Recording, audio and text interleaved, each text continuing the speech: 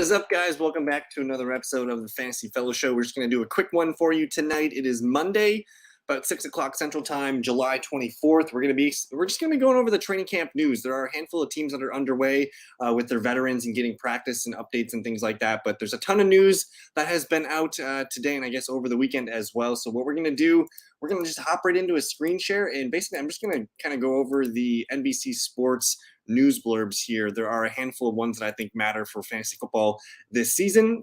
This is a good one here for the Saints. We'll start off with rookie running back Kendre Miller. He was not able to practice all minicamp with the Saints. He has a knee injury that he sustained in his final season there at TCU, and now he is finally activated from the PUP list. He's going to be able to practice when the Saints break camp this week. So it says the third-round rookie passed his physical. This clears the way for Miller to see preseason action, though it is possible the Saints will keep the training wheels on as he works his way back into shape following a torn meniscus. Now, I like Kendre Miller. I'm not sure how much we're going to want him for our redraft leagues. He's definitely a dynasty asset that we're going to like a lot next year. But basically, we're just waiting to see what Alvin Kamara's suspension is going to be. Whether it's 4 or 6 games, we're not entirely sure quite yet. But it's good to see Kendre Miller is going to be able to practice. And yeah, I like Kendre Miller as, like, especially in a redraft league. You know, he's one of those guys that could be your final pick in your home league drafts. We're going to wait and see what he does. He's going to probably get a decent amount of work in the preseason game, so we'll get more info on Kendre Miller. I'm just glad that he's finally activated and he's going to be practiced. So, yeah, good evening to you, Harris.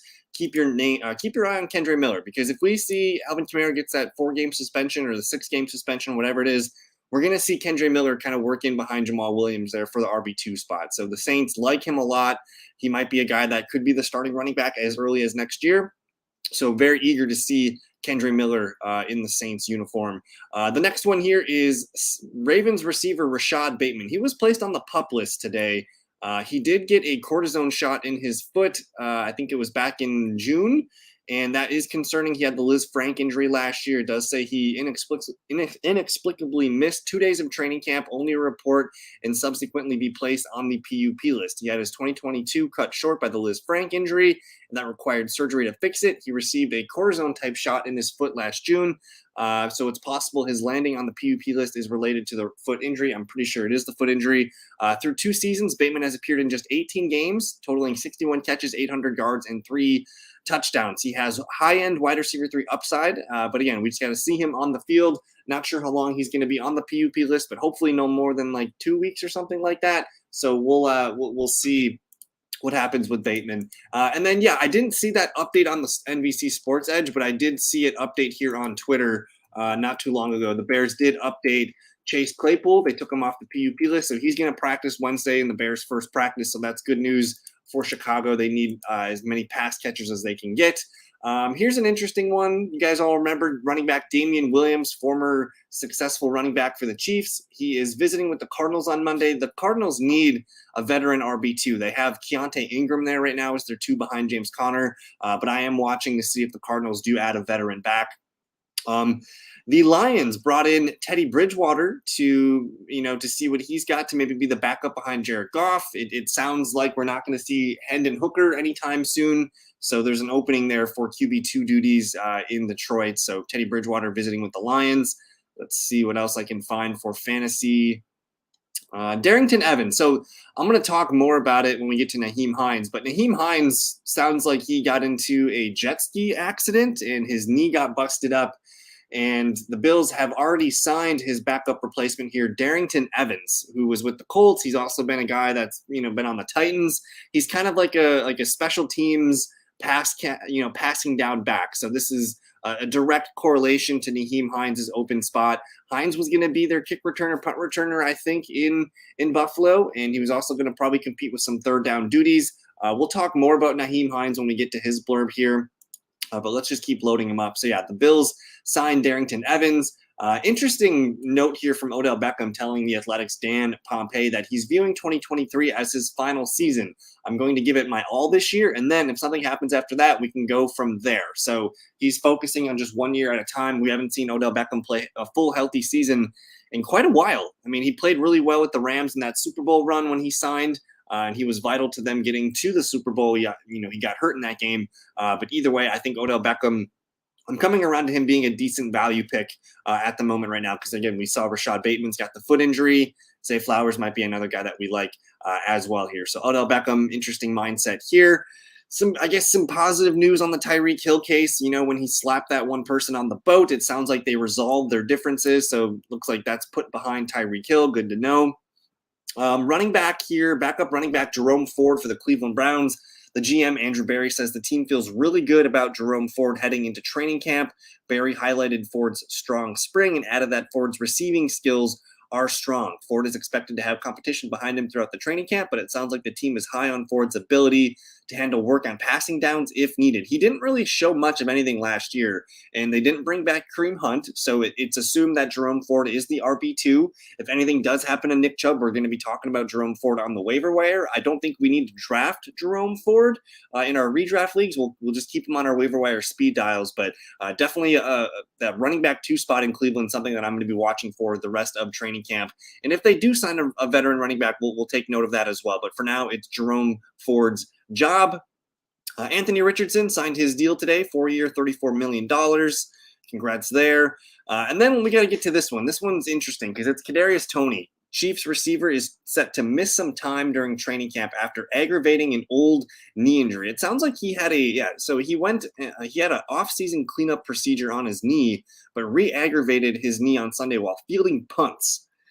So a couple things here. I think Kadarius Toney is a bad pick in fantasy football this year. And immediately his first practice out there, he goes out and gets hurt, returning punts nonetheless. So I don't view him as a core piece to the Chiefs offense. I kind of view him as like a joker role, kind of what Mecole Hardman was in the last few years in this offense. I don't think he's an every down player, and he's just had a lot of trouble staying on the field. He's had trouble, getting just staying healthy. That's been the biggest thing for Kadarius Toney. He's also got some off the field concerns. So to me, Kadarius Toney's just off my board. I think the majority of camp buzz that I saw coming out of the Chiefs today was all about Sky Moore in the slot. It was about Richie James. It was also about Justin Ross. So a lot of young Chiefs receivers here are stepping up, and Kadarius Toney's going to get left behind because he's going to probably miss a good chunk of the training camp here with this knee injury.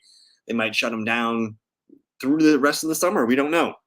So stay tuned. We'll get more Kadarius Toney updates hopefully at some point soon. But for now, it's all about Sky Moore and Richie James, who have been making the most noise in Kadarius Toney's absence. CJ Stroud got a huge, fully guaranteed deal, 4-year, $36.2 million for the Houston.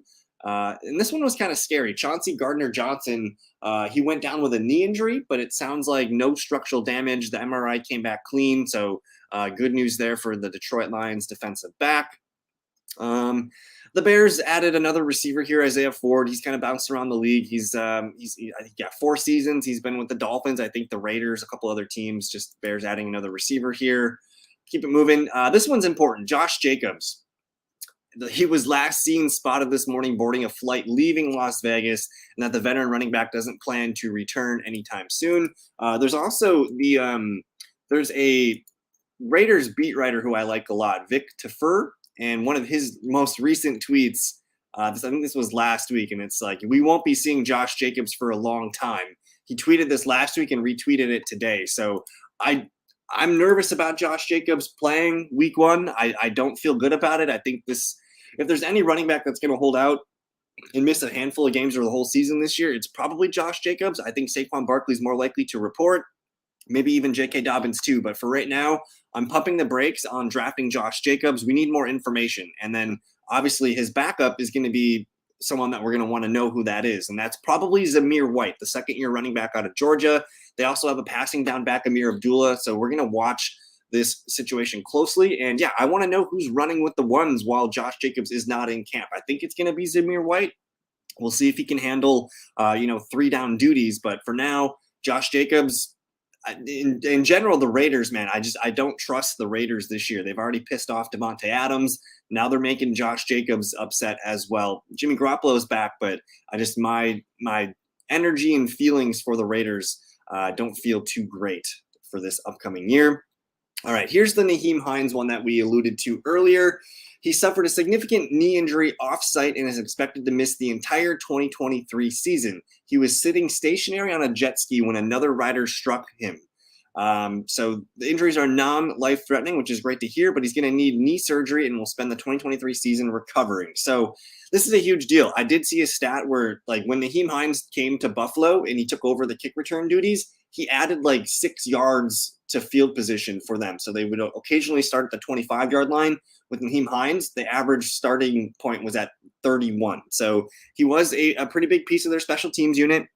He didn't really play a lot on offense, but we were expecting him to at least get a little bit of the work on third downs. And if anything, this just means James Cook is clear for takeoff. He's going to be the lead passing down back. He's almost got no competition now. They did bring in Darrington Evans, but I think the threat from Evans is not as much as it would have been from Nyheim Hines. So I've got James Cook, somewhere in that 60 to 70 target range. He's going to maybe flirt with 45, 50 catches this year. Super pumped about James Cook and his receiving ability. And the most important thing with James Cook is, will he get the amount of volume carrying the ball? Is he going to get, 10 carries per game? That could make him a really, really good pick for where he's going right now. So I'm interested in James Cook. Pour one out for Nyheim Hines. Hopefully he recovers and is going to be okay. Let's see here. Just the offensive guard visiting for the Saints. Good news for Jimmy Garoppolo. He will have no restrictions in Raiders camp. He finally cleared their physical, and his foot is going to be okay. So that's the one positive news out of the Raiders camp of late here. Here's the Hendon Hooker thing. He's expected to be cleared sometime this fall. So that explains why the Lions brought in Teddy Bridgewater to maybe be the backup duty, behind Jared Goff. So we'll keep an eye on that. And then more good news here. Javonte Williams avoided the active PUP list to begin training camp. And this is a huge deal. The man had a pretty significant knee injury last season. He tore both the MCL and the ACL. And that's a very scary injury, especially for running backs. Usually the first year back from a major knee injury like that, we don't expect the running back to be 100% himself, at least to the end of the year. And the fact that he is avoiding the PUP list to start training camp, that's a huge win for Javonte Williams. So hopefully he can get his feet underneath him and get, slowly ramped up here. I still expect Javonte to be in a timeshare with Samaje Perine, but this is tremendous news. And the way that I am drafting Javonte Williams is I want to draft him as like my RB3, put him on my bench, and then let's just see what happens the first, 1 or 2, 3, 4 games and see if he is going to be a guy that we trust in our fantasy lineups. But I expect him to get stronger throughout the year. And again, this is just really good news for Javonte Williams and the Broncos. Kendall Hinton on the PUP list. KJ Hamler placed on the non-football injury list. Not sure what's up with that. There's Claypool, who was put on the PUP list, but we just saw today that he was, taken off the list. And I think that's pretty much it.